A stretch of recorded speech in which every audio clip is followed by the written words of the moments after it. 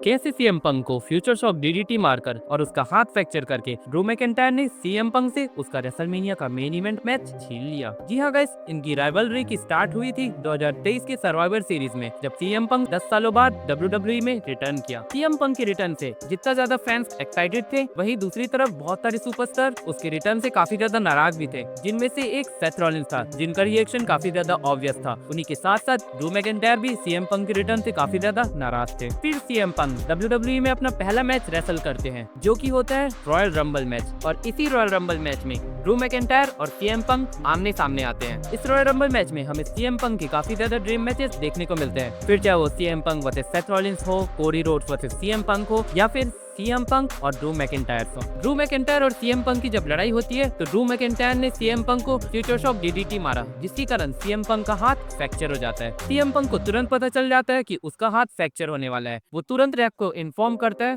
But वह match को छोड़ता नहीं है, और मैच के एंड में कोडी रोड्स और सीएम पंक फाइनल 2 कॉम्पिटिटर्स बचे रहते हैं। एंड में कोडी रोड्स रॉयल रंबल को जीत जाते हैं और हिस्ट्री क्रिएट कर देते हैं। वही दूसरी तरफ सीएम पंक का रेसलमेनिया मेन इवेंट करने का सपना धरा का धरा रह जाता है, और इसी रॉयल रंबल मैच से इनकी राइवलरी का स्टार्ट होता है। ड्रू मैकिंटायर सीएम पंक से काफी ज्यादा नाराज रहते हैं, क्योंकि सीएम पंक ने ड्रू मैकिंटायर को एलिमिनेट कर दिया था। और जब ड्रू मैकिंटायर को पता चलता है कि सीएम पंक का हाथ फ्रैक्चर हो गया है और वह रॉयल रंबल नहीं जीता है, तो वह काफी ज्यादा खुश होता है और वह सीएम पंक से बदला लेने के लिए next raw after royal rumble में सीएम पंक से बदला लेता है और उसके टूटे हुए हाथ पर एक बार फिर से अटैक कर देता है, जिसके कारण सीएम पंक काफी महीनों के लिए अब आउट ऑफ एक्शन हो गया है। इसके आगे इनकी कहानी और लंबी चलती है, जिसके बारे में हम नेक्स्ट पार्ट में जानेंगे। सीएम पंक को रॉ में अटैक करने के बाद ड्रू मैकिंटायर का सीएम पंक से एक वियर्ड ऑब्सेशन हो जाता है, और उसका यह ऑब्सेशन हमें किसी न किसी प्रोमो में या फिर सोशल मीडिया में देखने को जरूर मिलता है। Drew McIntyre whole WrestleMania session में वह खुद तो आगे बढ़ता रहता है, बट वह पंक को भी अपने साथ आगे लेके जाता रहता है। पंक से अपने हेट्रेड के कारण वह जहाँ कहीं भी जाता है पंक को रोस्ट करता ही है और उसके बारे में भली बुरी बातें करता है। वहीं behind the scenes CM Punk अपने इंजरी से रिकवर कर रहा था और खुद को वापस लाने के लिए रिबिल्ड कर रहा था। दूसरी तरफ ड्रू मैकिंटायर ने रेसलमेनिया में अपना मैच फिक्स कर लिया bye winning elimination chamber match, जो कि पर्थ में हुआ था। और एलिमिनेशन चेंबर मैच जीतने के साथ साथ ड्रू मैकिंटायर ने सीएम पंक का रेसलमेनिया में मेन इवेंट वाला स्पॉट भी छीन लिया था, क्योंकि ड्रू अब सेथ रॉलिंस के अगेंस्ट जा रहा था। और बात करें ओरिजिनल प्लान्स की, तो ट्रिपल एच ने खुद एक डॉक्यूमेंट्री में बताया कि रेसलमेनिया की नाइट 1 का main event Seth Rollins versus CM Punk था। अब उस स्पॉट पर ड्रू मैकिंटायर आ गया था। वहीं बात करें सेथ रॉलिंस की, तो सेथ रॉलिंस ने उसी साल ड्रू मैकिंटायर को 2 बार हराया था, बट इस बार बात कुछ और थी, क्योंकि इस रेसलमेनिया सीजन में सेथ रॉलिंस 2 रेसलमेनिया के मैचेस लड़ रहा था, जिसमें नाइट 1 में वह मेन इवेंट परफॉर्म कर रहा था in a tag team match with Cody Rhodes against the Rock and Roman Reigns, जिसके कारण obviously Seth Rollins next day अपना 100% नहीं दे पाता। और वही हुआ, क्योंकि ड्रू मैकिंटायर और सेथ रॉलिंस का match for the world heavyweight championship night 2 का ओपनर था। ड्रू मैकिंटायर और सेथ रॉलिंस का match for the world heavyweight championship night 2 का ओपनर था, और इस मैच में अपना 100% ना दे पाने के कारण सेथ रॉलिंस उस मैच को हार जाता है, क्योंकि इस बार ड्रू के पास काफी अच्छा एडवांटेज था। और ये मैच जीतने के बाद फाइनली ड्रू मैकिंटायर का सपना पूरा होता है, वह वर्ल्ड हेवीवेट चैंपियनशिप जीतता है, वो भी एक लाइव क्राउड के सामने, जो उसने कभी फील नहीं किया था WWE में। वह अपनी वाइफ और अपनी फैमिली के साथ अपनी विक्ट्री सेलिब्रेट करता है, बट उस सेलिब्रेशन में वह इतना आउट ऑफ कॉन्टेक्स्ट चला जाता है कि सक्सेस उसके सर पर चढ़ जाती है। और वहीं उस मैच में सीएम पंक एक स्पेशल गेस्ट कमेंटेटर के रूप में आया रहता है, और उसी चीज का फायदा उठाने के लिए ड्रू मैकिंटायर सीएम पंक के पास जाकर उसको काफी ज्यादा चिढ़ाता है और अपनी विक्ट्री के लिए शो ऑफ करता है। सबको लगता है कि सीएम पंक कुछ नहीं कर पाएगा, क्योंकि वह ऑलरेडी इंजर्ड था और उसका राइट हैंड बिल्कुल भी वर्क नहीं कर रहा था, इसलिए ड्रू मैकिंटायर सीएम पंक को काफी ज्यादा टॉन्ट करता है। बट जैसे ही ड्रू मैकिंटायर की नजर सीएम पंक से हटती है, सीएम पंक ड्रू मैकिंटायर को अनाउंसिंग टेबल में गिरा देता है और उस पर अटैक कर देता है, और अपनी इसी गलती के कारण ड्रू मैकिंटायर को कर्मा मिलता है और वह अपनी तुरंत जीती हुई वर्ल्ड हेवीवेट चैंपियनशिप से हाथ धो बैठता है, जिसका मेन रीजन सीएम पंक होता है।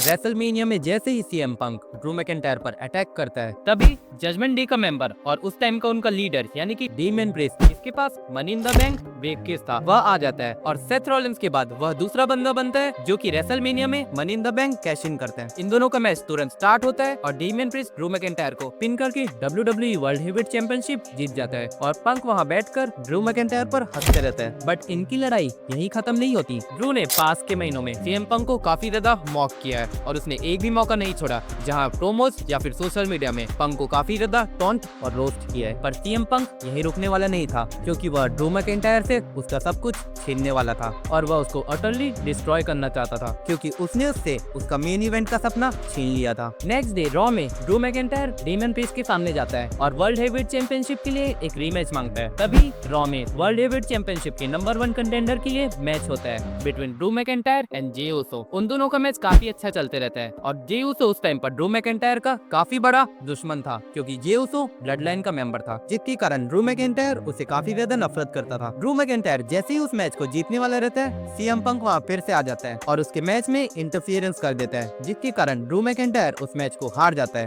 ड्रू मैकिंटायर को WWE वर्ल्ड हेवीवेट चैंपियनशिप हरवाने के बाद सीएम पंक उसकी जख्म में लिटरली नमक छिड़क देता है। ड्रू और पंक की राइवलरी अभी और आगे बढ़ने वाली थी और अभी तक इनका एक भी मैच नहीं हुआ था। सीएम पंक ड्रू मैकिंटायर को वर्ल्ड हेवीवेट चैंपियनशिप का नंबर 1 कंटेंडर मैच हरवाने के बाद ड्रू मैकिंटायर को एक बार फिर से क्लैश ऑफ द कासल में डेमियन प्रीस्ट के अगेंस्ट वर्ल्ड हेवीवेट चैंपियनशिप के लिए एक बार फिर से मौका मिलता है और इस बार उसका मैच उसके होम टाउन में हो रहा था, जिसके कारण सारा मोमेंटम ड्रू मैकिंटायर की तरफ था और ड्रू मैकिंटायर काफी ज्यादा कॉन्फिडेंट भी था कि वह इस मैच को जीत लेगा। सारे ही फैंस को यही लग रहा था कि ड्रू मैकिंटायर ही इस मैच का विनर होगा। इन दोनों का मैच काफी अच्छा होता है और डेमियन प्रीस्ट एक फाइटिंग चैंपियन की तरह काफी अच्छा परफॉर्म भी करता है, बट एंड में जैसे ही ड्रू मैकिंटायर इस मैच को जीतने वाला होता है, again CM Punk is there referee ring पर एंटर करता है और उस रेफरी को देखकर ड्रू मैकिंटायर काफी ज्यादा शॉक हो जाता है क्योंकि वह और कोई नहीं सीएम पंक था। जी हाँ गाइस, रेफरी के अटायर में वहाँ पे सीएम पंक आ जाता है और ड्रू मैकिंटायर को एक बार फिर से मैच कॉस्ट करा देता है। पंक ने ड्रू मैकिंटायर से सीरियसली दुश्मनी मोल ली थी, जिसका भरपाया उसे करना पड़ रहा था और पंक ये श्योर कर रहा था कि जब तक वो यहाँ है, ड्रू अपनी जिंदगी अच्छे से एंजॉय नहीं कर पाएगा और ना ही कभी वर्ल्ड हेवीवेट चैंपियन बन पाएगा। अब इसके आगे की राइवलरी हमें नेक्स्ट पार्ट में देखने को मिलेगी। Drew McIntyre world heavyweight championship एक बार फिर से हारने के बाद उसके हमें काफी ज्यादा इमोशंस देखने को मिलते हैं। वह सदमे में चले जाता है, उसके बाद उसे काफी ज्यादा गुस्सा आता है, वह लिटरली एक साइकोपाथ बन जाता है और उसके सामने जो भी आता है वह उसे मारने के लिए रेडी हो जाता है। और अभी तक हमें ड्रू मैकिंटायर और सीएम पंक का एक भी मैच देखने को नहीं मिला है और इनकी राइवलरी इतनी इंटरेस्टिंग बन चुकी है, बट इतना सब होने के बाद भी ड्रू मैकिंटायर नहीं रुकता है और वह एक बार फिर से टाइटल पिक्चर में आने के लिए मनी इन द बैंक के लिए कम्पीट करता है और वह अपने प्लान में सक्सेसफुल भी होता है क्योंकि वह मनी इन द बैंक जीत जाता है और उसी रात को वह money in the bank cash in करने का प्लान करता है और ड्रू मैकिंटायर पर कैश इन भी करता है। ड्रू को ऐसा लगता है कि फाइनली उसके पास WWE वर्ल्ड हेवीवेट चैंपियनशिप आ जाएगी, बट उसका सपना धरा का धरा रह जाता है क्योंकि एक बार फिर से सीएम पंक आ जाता है और इस बार वह उसके मैच को पूरी तरह से हाईजैक कर लेता है और ड्रू मैकिंटायर पर काफी तगड़ा अटैक करता है, जिसके कारण एक बार फिर से ड्रू मैकिंटायर उस मैच को हार जाता है और ऐसा करके सीएम पंक ड्रू मैकिंटायर को उन लूजर सुपरस्टार्स की लिस्ट पे डाल देता है जिनका कैश इन WWE में फेल हुआ है। अब इसके बाद सीएम पंक मेडिकली क्लियर हो गया था टू कम्पीट, तो अब इन दोनों का क्लैश देखने लायक होगा, जिसके लिए आप नेक्स्ट पार्ट का वेट कीजिए। मेडिकली क्लियर होने के बाद यह सीएम पंक का पहला सिंगल्स मैच होने वाला था आफ्टर लिविंग WWE। 2013 में सीएम पंक ने WWE को छोड़ा था और 10 साल बाद सीएम पंक का यह पहला सिंगल्स मैच होने वाला था, वो भी अगेंस्ट ड्रू मैकिंटायर। और इन दोनों का मैच हमें ऑलमोस्ट 6 महीनों बाद देखने को मिल रहा था क्योंकि सीएम पंक रॉयल रंबल में इंजर्ड हुआ था। इनके मैच के लिए सारे ही फैंस काफी ज्यादा एक्साइटेड और काफी ज्यादा हाइप्ड अप थे, बट ड्रू मैकिंटायर कोई भी मौका नहीं छोड़ता था सीएम पंक को मॉक करने के लिए और इसकी मॉकरी हमेशा चलती रहती थी। एक बार तो ड्रू मैकिंटायर ने AEW सुपरस्टार जैक पेरी के साथ अपनी एक फोटो भी सोशल मीडिया पर शेयर की थी, सिर्फ और सिर्फ सीएम पंक को जलाने के लिए। बट अभी तक जैसा सिनेरियो चल रहा था, सभी को ऐसा लग रहा था कि सीएम पंक ड्रू मैकिंटायर पर भारी पड़ रहा है, बट आगे ऐसा नहीं होने वाला था क्योंकि ड्रू मैकिंटायर सीएम पंक को ऐसे नहीं जाने देने वाला था। और नेक्स्ट स्मैकडाउन शिकागो सिटी में होने वाली थी जो कि सीएम पंक की सिटी है और ड्रू मैकिंटायर सीएम पंक की स्मैकडाउन रिटर्न को कम्प्लीटली डिस्ट्रॉय कर देता है और सीएम पंक को काफी ज्यादा पनिश करता है। और इसी मौके पर ड्रू मैकिंटायर सीएम पंक से उसका ब्रेसलेट भी छीन लेता है, जिस फ्रेंडशिप ब्रेसलेट पर उसकी वाइफ एजे ली और उसकी डॉग का नाम था। अब ये ब्रेसलेट स्टोरी लाइन में काफी इंपॉर्टेंट रोल प्ले करने वाला है। इसके बाद इन दोनों का पहला मैच होता है और यह इनकी राइवलरी का पहला मैच था। तो इस पहले मैच में हमें एक सरप्राइज एलिमेंट भी देखने को मिलता है, वह और कोई नहीं सेथ रॉलिंस होता है क्योंकि वह इस मैच का स्पेशल गेस्ट रेफरी होता है।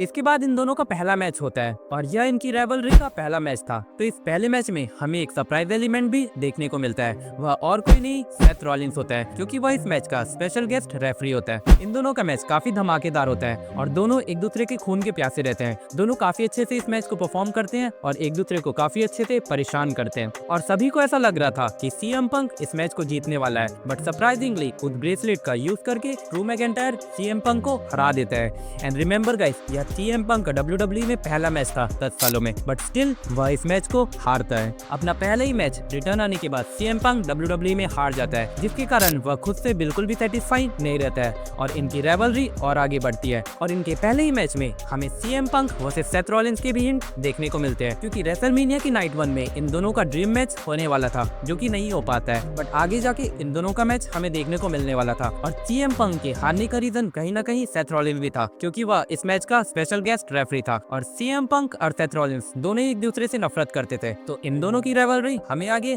देखने को जरूर मिलेगी। इसके बाद ड्रू मैकिंटायर और सीएम पंक की स्टोरी कहाँ जाती है, जानने के लिए नेक्स्ट पार्ट का वेट कीजिए।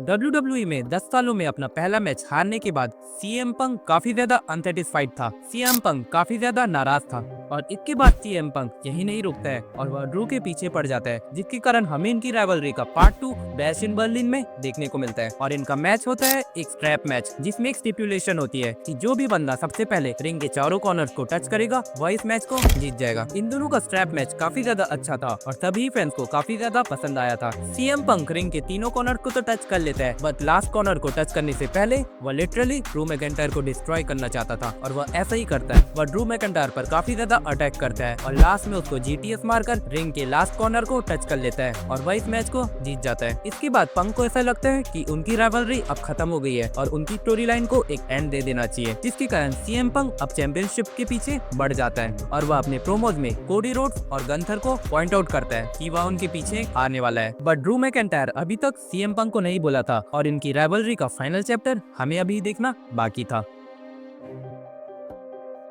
स्ट्रैप मैच को जीतने के बाद दोनों के पास एक एक पॉइंट था, बट सीएम पंक ने अभी तक ड्रू मैकिंटायर को क्लियर पिन नहीं किया था। उसने तो रिंग के चारों कॉर्नर्स को टच करके उस मैच को जीता था और यही चीज ड्रू मैकिंटायर को एक वैलिड पॉइंट दे देती है, जिसके कारण हमें इनकी राइवलरी का फाइनल मैच बैड ब्लड में देखने को मिलता है, जो कि एक हेल इन अ सेल मैच होता है। इन दोनों का हेल इन अ सेल वाला मैच सच में काफी ज्यादा अमेजिंग था और सभी को काफी ज्यादा अच्छा लगा था। इस मैच को लिटरली 5 स्टार्स मिले थे और ये हेल इन अ सेल की हिस्ट्री में one of the best matches में से एक था। इस मैच में दोनों एक दूसरे के खून के प्यासे थे और वह एक दूसरे को लिटरली डिस्ट्रॉय करना चाहते थे। वह इस मैच में इतना ज्यादा इन्वॉल्व हो गए थे कि यह मैच उनकी राइवलरी का बेस्ट मैच साबित होता है। दोनों इस मैच में काफी ज्यादा ब्लीड कर रहे थे और ये दोनों पागल एक दूसरे पर क्या क्या चीजों से अटैक नहीं करते। ये मैच सच में काफी ज्यादा वायलेंट, क्रूअल, ब्लडी और मोस्ट इम्पोर्टेंटली पर्सनल था, जिसके कारण मुझे यह मैच काफी ज्यादा पसंद आ रहा था। I was literally loving it man. इन दोनों के सामने जो भी चीजें आ रही थी वह उससे एक दूसरे को डिस्ट्रॉय करने पे लगे हुए थे और एंड में सीएम पंक जीटीएस लगाकर ड्रू मैकिंटायर को पिन कर देता है